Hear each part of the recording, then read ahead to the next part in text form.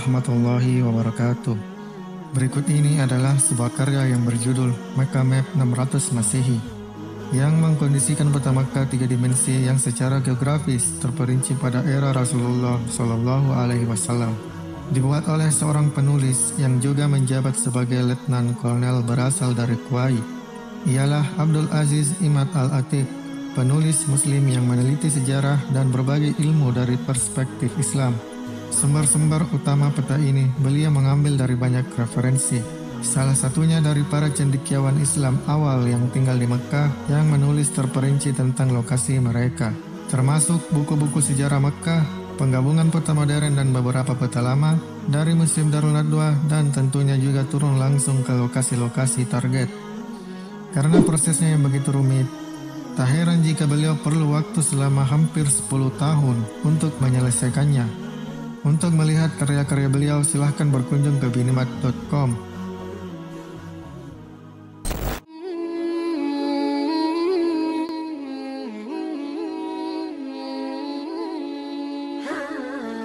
Seperti inilah peta Makkah 600 Masehi di era Rasulullah Shallallahu Alaihi Wasallam.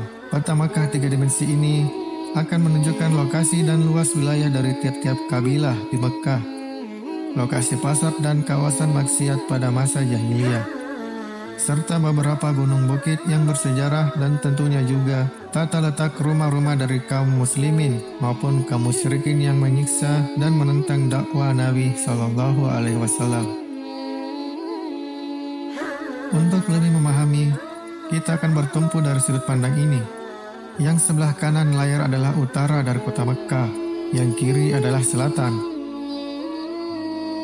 Sebelum diutus sebagai Rasul, Nabi Shallallahu Alaihi Wasallam sering berangkat dari rumah Khadijah radhiyallahu anha, lalu keluar melalui jalur utara menuju ke Gua Hiro. Di sana beliau sering menyendiri, berdoa kepada Sang Pencipta dan merenungi keadaan kaumnya yang penuh dengan kesesatan. Dan tepat di malam hari pada bulan Ramadan, Allah Subhanahu wa Ta'ala mengutus malaikat Jibril alaihissalam menyampaikan wahyu yang juga sekaligus menjadi peresmian beliau diutus sebagai nabi dan rasul terakhir.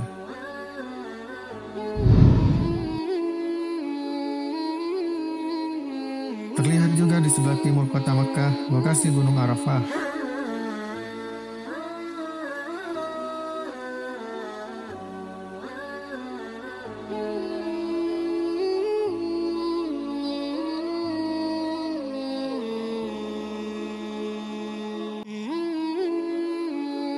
Nah, terlihat di sini adalah wilayah dari kabilah Bani Adi, di mana tempat Umar bin Khattab radhiyallahu anhu berasal. Awalnya Bani Adi ini berwilayah di antara Bukit Sofa dan Ka'bah, akan tetapi karena terjadi beberapa bentrokan dengan kabilah lain, akhirnya mereka bersekutu dengan Bani Syam lalu pindah ke wilayah ini dan terbagi menjadi 2 wilayah. Lalu di sebelahnya ada wilayah dari kabilah Bani Taim, yaitu tempat Abu Bakar radhiyallahu anhu berasal. Kemudian tidak jauh dari situ ada wilayah dari kabilah Bani Mahzum, di mana Khalid bin Walid, orang yang mendapat julukan pedang Allah, berasal. Dan yang ini adalah wilayah Bani Hashim, di mana tempat Rasulullah Shallallahu Alaihi Wasallam berasal. Lalu ini wilayah kabilah Bani Amir, dan ini adalah letak wilayah kabilah Bani Syam. Bani Syam ini mempunyai cabang yaitu Bani Umayyah, di mana tempat Utsman bin Affan radhiyallahu anhu berasal. Kita mulai di bagian selatan Mekah.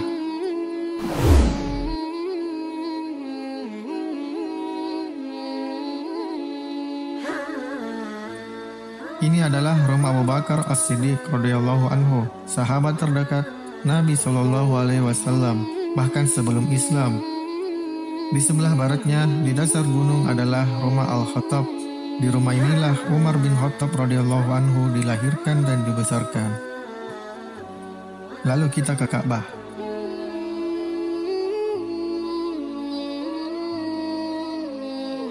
Di sini adalah letak pasar pada saat itu, berdekatan dengan daerah Ka'bah.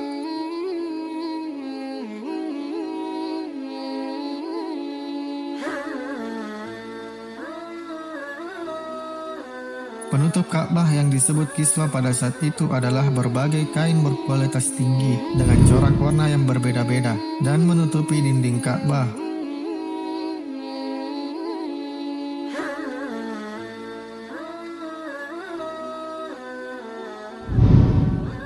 Letak sumur Zam-Zam tidak jauh dari Ka'bah. Tepat di sebelahnya dibangun 2 wadah untuk menampung air.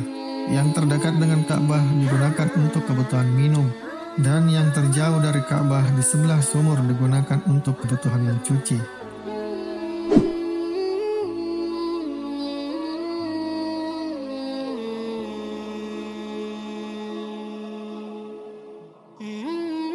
Dari sini kita melihat letak Darun Nadwa, semacam rumah majelis untuk pertemuan atau rapat tokoh-tokoh Quraisy.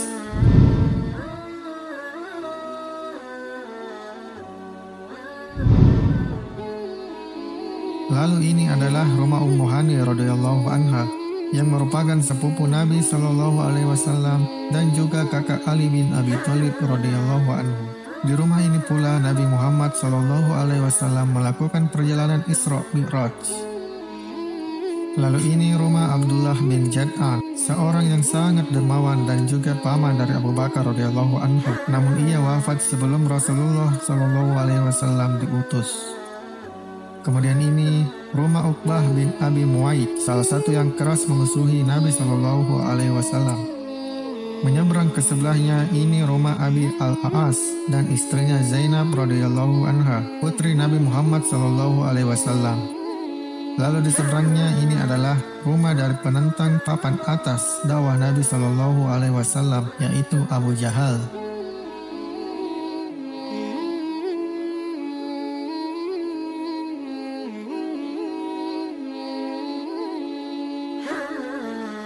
Di sini adalah rumah Al-Arqam radhiyallahu anhu, tepat di dasar bukit Safa yang berfungsi sebagai tempat rahasia Muslim, di mana mereka bisa belajar Islam dan Quran tanpa disiksa. Lalu ini adalah gerbang Bani Syaibah yang merupakan gerbang utama utara berhadapan langsung dengan sumur Zam-Zam. Beranjak ke utara, kita melihat lembah Bani Hashim.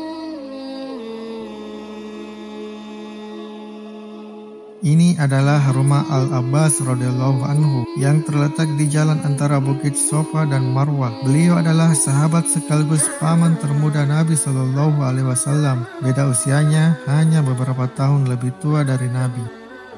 Lalu ini adalah rumah dari Waraqah bin Naufal, sepupu dari Khadijah radhiyallahu anha. Dan kemudian disinilah lokasi rumah Ummul Mukminin Khadijah radhiyallahu anha, istri Nabi Muhammad sallallahu alaihi wasallam.